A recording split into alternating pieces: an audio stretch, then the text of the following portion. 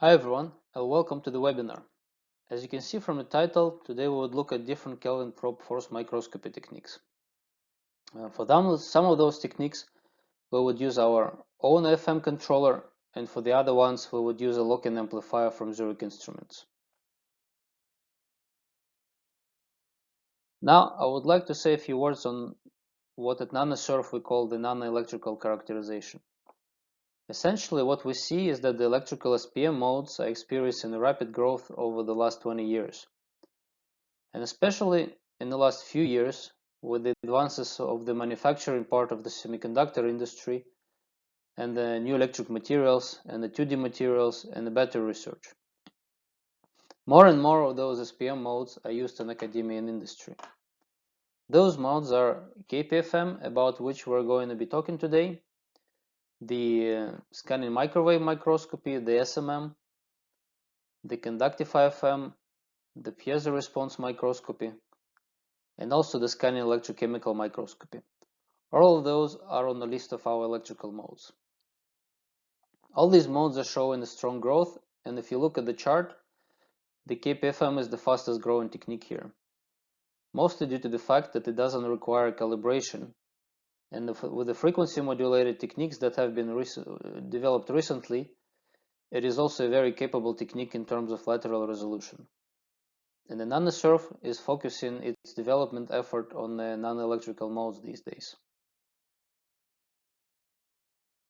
I've already said that there are many versions of the KPFM developed over the last years. And in this table here, I give the most used ones, the ones that you most probably heard of. And essentially, there are two kinds of KPFM.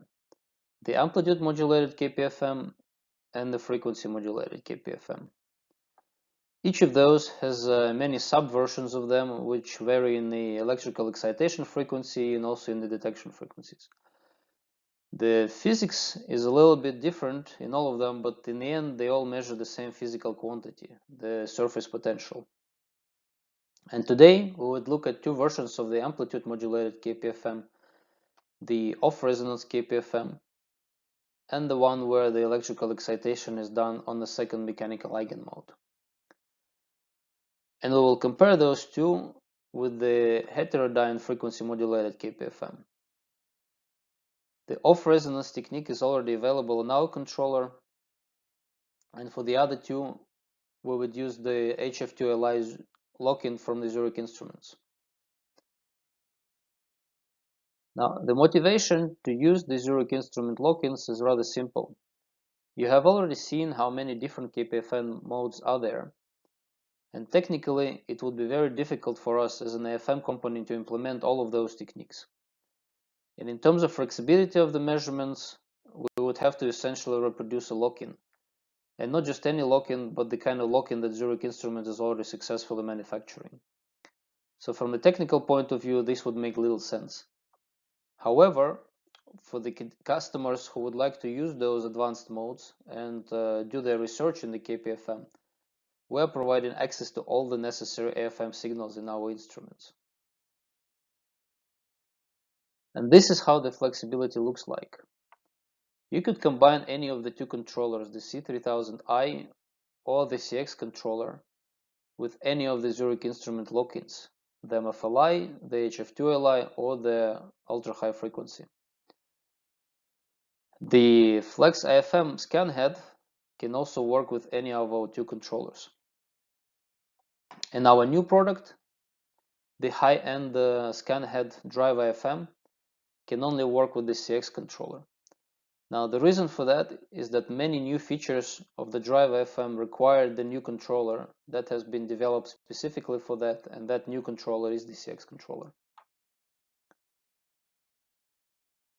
Now, I would like to say a few words about what makes the Drive IFM a high-end system.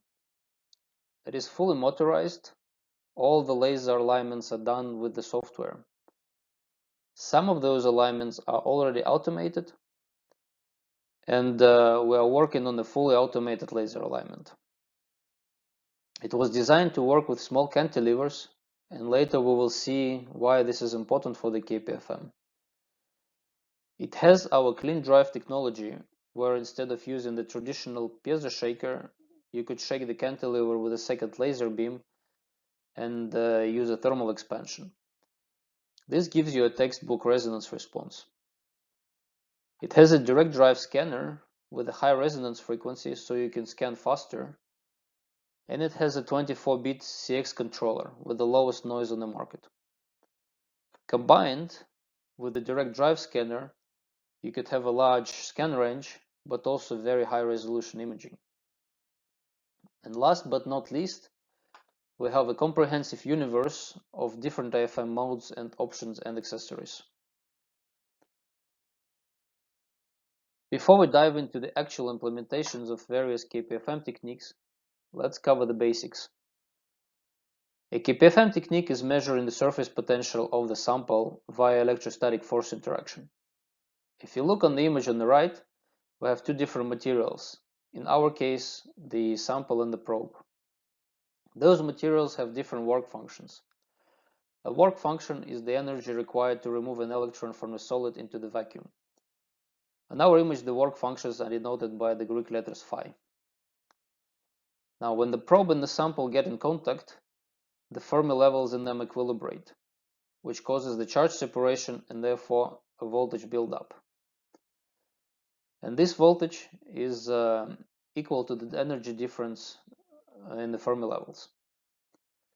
And what we do in the KPFM, we try to restore the original Fermi levels by applying the so-called buck-in voltage.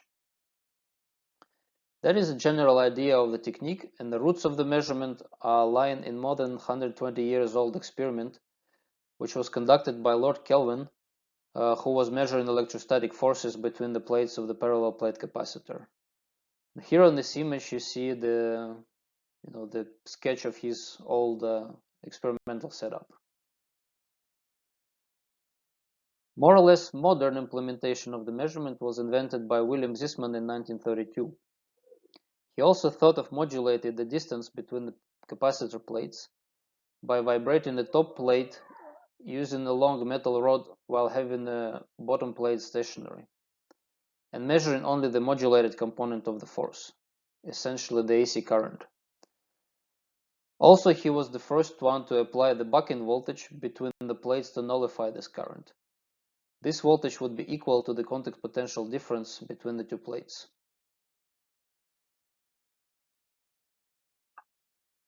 Now, let's have a look at a few formulas so we would not only have the physical but also a mathematical idea of the KPFM. You remember the formula for our electrostatic force, which is the potential difference squared divided by 2 in times the capacitance gradient. From the slide above, you remember in the potential difference we have several components. We have the buck-in voltage, which is VDC here, we have the CPD voltage, and we have the AC voltage that you can apply mechanically or electrically. Now you plug in this potential difference into the equation for the force, and you end up with this rather expanded expression. And the first term in this expression is the static component, and we're not interested in it at all. The second term is essentially the basis for the amplitude modulated KPFM. So you take a lock-in amplifier and you measure the excitation frequency of your choice, and you set your PID controller to nullify the lock-in signal. And this nullification happens when the VDC is equal to the VCPD, which is the surface potential difference. In the frequency modulated KPFM, or also heterodyne Kpfm, things are a little bit more complicated because you start looking at the capacitance gradient term of the equation. So the maths is a little bit more elaborated. You look at the capacitance gradient as a polynomial, and you look at its first coefficient rather than just zeroth coefficient. But without looking at the capacitance gradient too closely, you realize that the amplitude modulated KPFM is measuring the actual electrostatic force. Now, stepping back a little bit into the history, the first implementation of the KPFM as we know it today was realized by the Weaver and Nonnenmacher, who simultaneously, with a few months difference, published first articles about KPFM measurements. Funny enough, they were both working in different groups, but at the same place, the IBM Yorktown Heights. A modern KPFM requires at least two lock-ins. The first lock-in is run in the AFM and doing the mechanical measurements, and the second lock-in is busy with the KPFM measurement. Already then, they have figured out what would be the minimal potential difference that could be measured by this technique. To summarize this formula, to have a good signal-to-noise ratio in your KPFM measurement, you would like to have soft and short cantilevers and not too small excitation voltages. Now, some of the slides for this webinar were provided by Romain Stomp, who is an application scientist at Zurich Instruments specializing on scanning probe microscopy techniques. I would like to say a big thank you to Romain, who was a great help for me in my preparation for the webinar. Now we're getting a bit closer to talking about the actual measurements that I will be showing you today. I already said that we will be looking at the on and off resonance amplitude modulated KPFM and the frequency modulated KPFM. And we will be looking at single pass only. Now, the single pass means that we want to measure both mechanical and electrical contributions at the same time. In this case, the tip always remains in the close vicinity to the sample, so we don't need to lift the tip. It can therefore offer better lateral resolution because the tip is closer to the surface. It can also scan faster because we don't have to scan twice over the same location. And the AFM sensor is sensitive to the total force, mechanical and electrical, and whatever other tip sample integration might be. So the resonator is always sensitive to everything that is happening under the tip. The complicated part is how to separate these contributions. That's why we make use of multi-frequency or multi-eigenmode techniques. Now, the difference between the off-resonance and the on-resonance KPFM is that on resonance, because of this mechanical resonance, we have extra gain for our KPFM signal. And one thing to remember about the single-pass KPFM is that any physical contact between the tip and the sample would redistribute the charges and alter the KPFM signal. So you have to set up your AFM PID controller to slightly graze over the surface, and not to push the tip too hard into the sample. Otherwise, it will have a drastic impact on your measurement. Here is a few more visual aids for you to understand what is going on in the frequency domain. Let's start with the mechanical oscillation of the cantilever. Now we have the first eigenmode at F0 and the second eigenmode at F1. We would always mechanically excite the cantilever at F0, and there is no mechanical excitation at F1.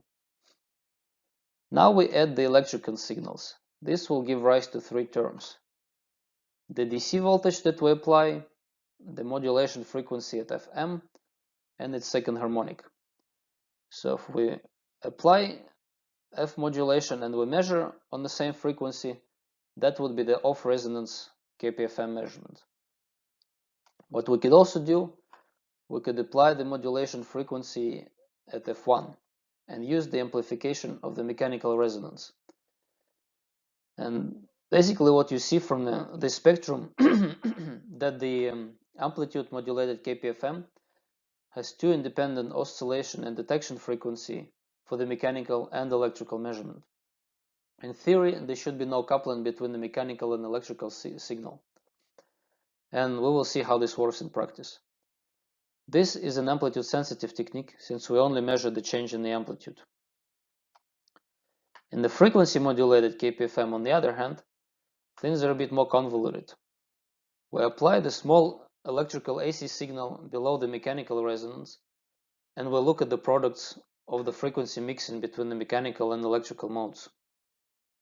And what we see is the electrical signal is actually carried by the mechanical motion. This frequency mixing comes from the small frequency detuning of the mechanical resonance frequency due to the electrostatic interaction. This acts as a modulation frequency and is sensed by the AFM probe, since it is still within the natural bandwidth of the resonance. That is the reason we cannot use a high modulation frequency, and this will also impose some constraint on the demodulation and the feedback bandwidth that you can use. The frequency modulated KPFM is a phase sensitive technique because the measured signal depends on the phase difference between the carrier and its sidebands. Now let's try to combine the best of the two techniques. In the Heterodyne Kpfm, we would excite at the frequency f1 minus f0, and the right sideband would be conveniently located at f1, where we could use the resonant amplification. This high-frequency modulation, with the high bandwidth demodulation with the phase sensitivity, gives the highest lateral resolution of the contact potential. The slide compares the relative contributions from various parts of the AFM probe to the total electrostatic force. The solid lines correspond to the tip amplitude of 5 nanometers, while the shaded areas correspond to the range of different tip amplitudes. Now the blue color denotes the contribution from the cantilever, the green is the tip cone, and the red is the tip apex. In the frequency modulated mode, almost 100% of the electrical signal can be coming from the tip apex if you're close enough to the surface. Therefore, it allows for the highest lateral resolution, especially for small tip vibrations. At 100 nanometers above the surface, this contribution from the apex basically vanishes, and the electrostatic force is mostly sensed from the cone and the actual cantilever base.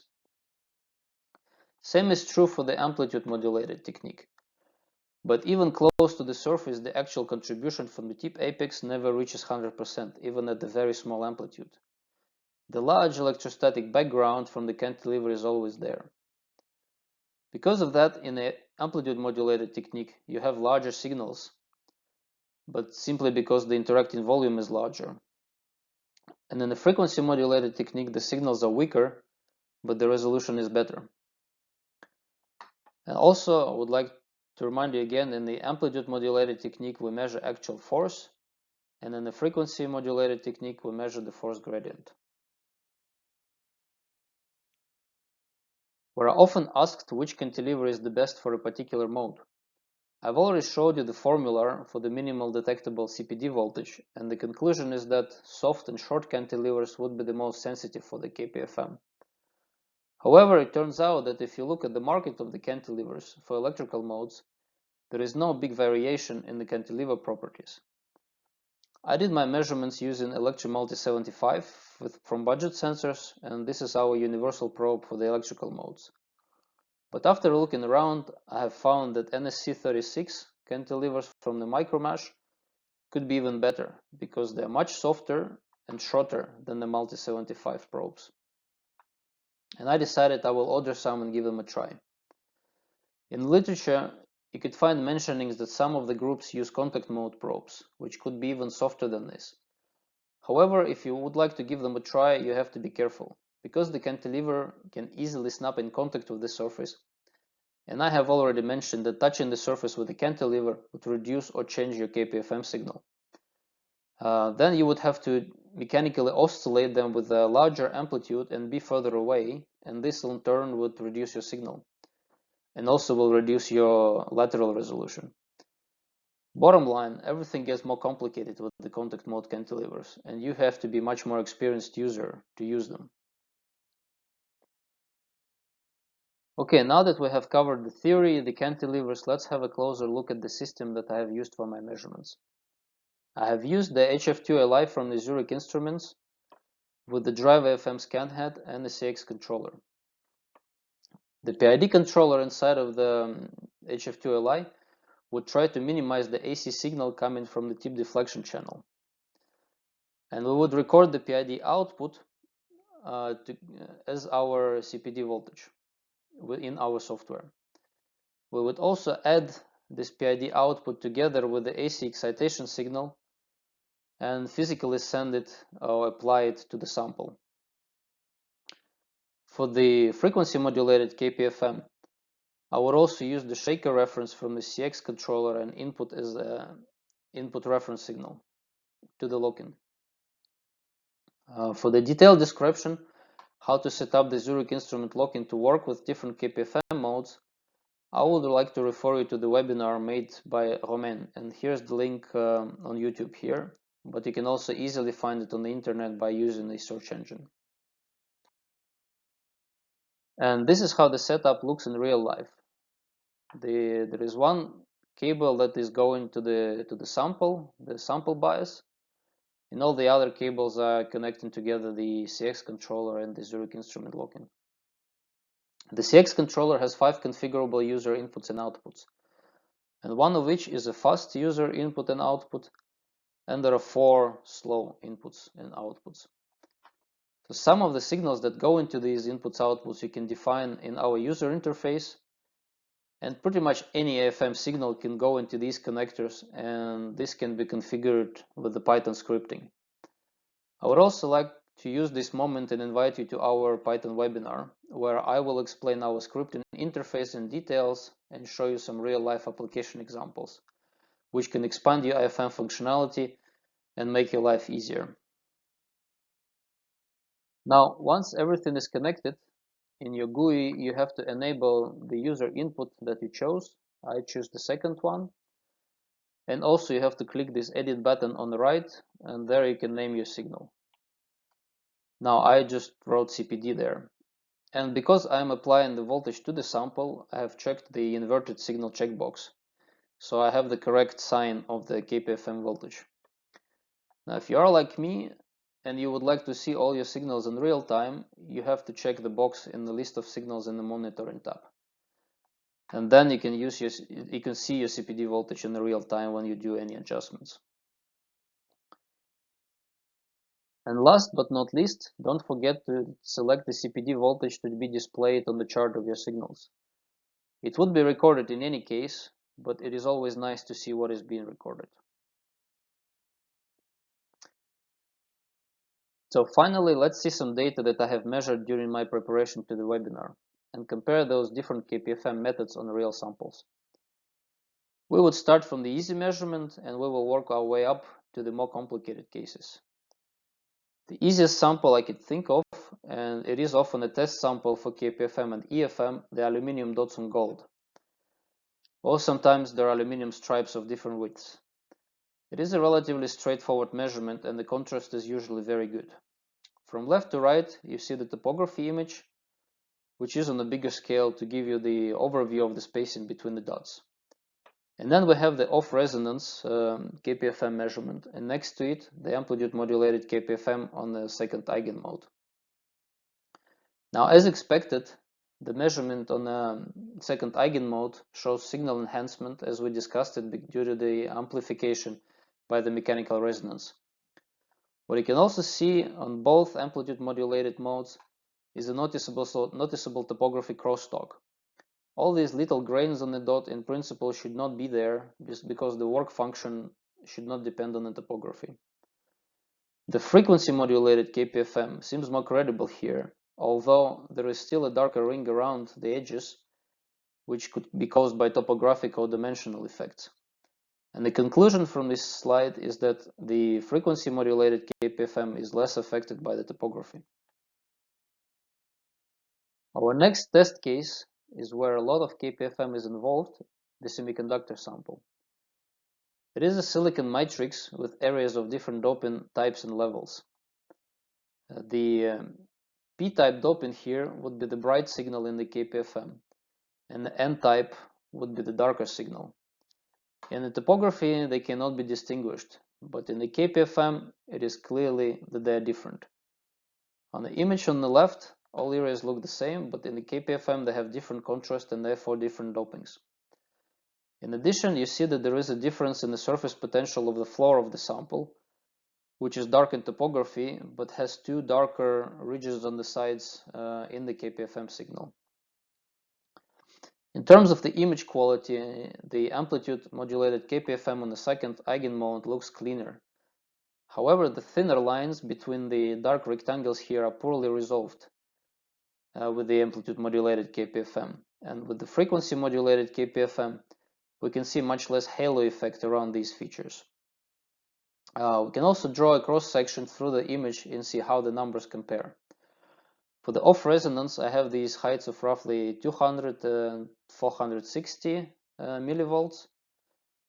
For the amplitude modulated KPFM on the second eigenmode, the values are 300 and 570. And for the frequency modulated KPFM, they are 340 and 700 millivolts. In principle, this is consistent with the general idea that when your lateral resolution gets better, the difference between the peaks and valleys in your signal gets bigger. Also, we know from the interaction volume the frequency modulated technique is better. So in terms of what numbers we should believe or consider more correct, I would say the frequency modulated technique gives a better measurement. The next sample on our list is the Cvd Graphene. The 2D materials in general are very well studied by the KPFM, and usually you get a decent contrast with a small effort. Also, if you're following the 2D material research, you've probably seen these trapped charge superlattices between the twisted boron nitride sheets measured by the KPFM. So it is a very well-known technique for the 2D materials. But about this sample, I have mixed feelings. The frequency modulated KPFM is just very noisy, and the second eigenmode has the very strong halo around the graphene edges.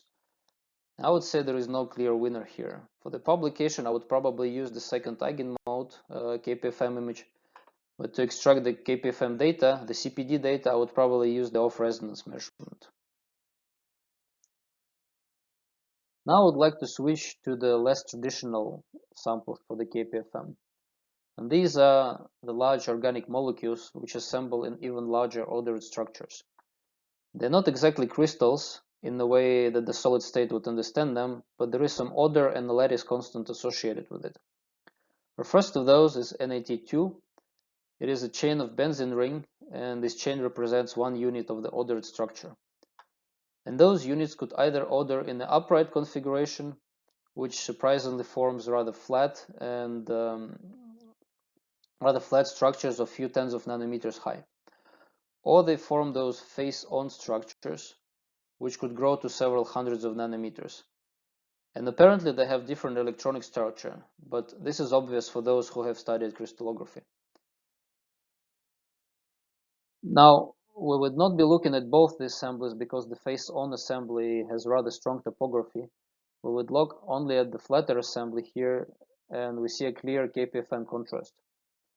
And the reason to look at this sample is to see the limits of the lateral resolution.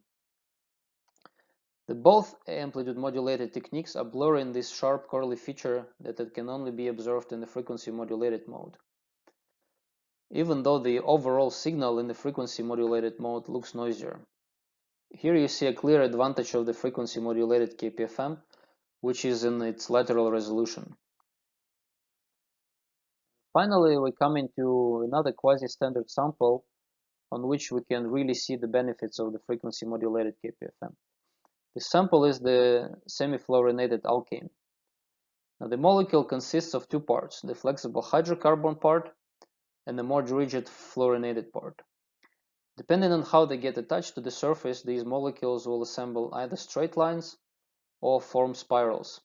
So in the end, the sample looks like a collection of lines and spirals, like the one on the topography image on the left. And this is how it looks like in the KPFM. Here, the advantages of the frequency modulated KPFM are rather obvious. Because the signal difference between the substrate and the sample is large, we can clearly see the high lateral resolution of this method. If we zoom in on our images, we see that in amplitude modulated KPFM, the gaps between the different parts of the assembly is not fully resolved, and it is much better visible in the frequency modulated KPFM. Also, if you look at the overall image quality, the frequency modulated KPFM has this halo, which is most likely coming from the cantilever in the amplitude modulated KPFM. To conclude, the amplitude modulated KPFM at the second eigenmode gives good signal to noise, but it lacks high resolution. And often you can see the mixing of the topography in the KPFM signal.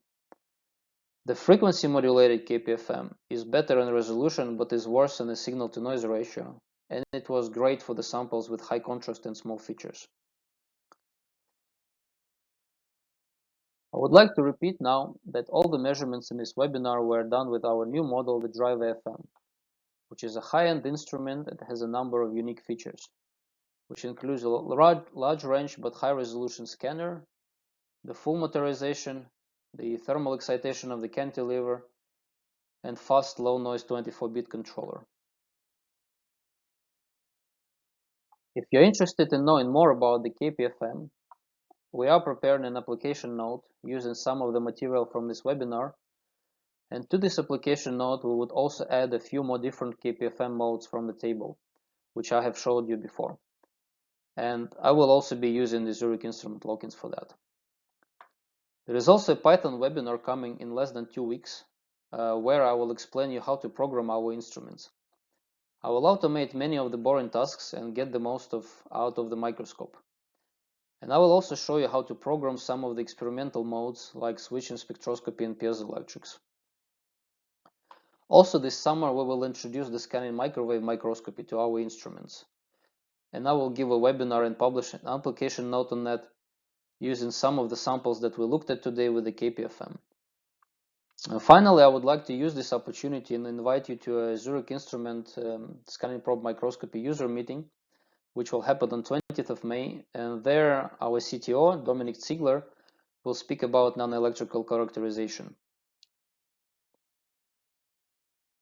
This is all that I wanted to show you today. Daniel?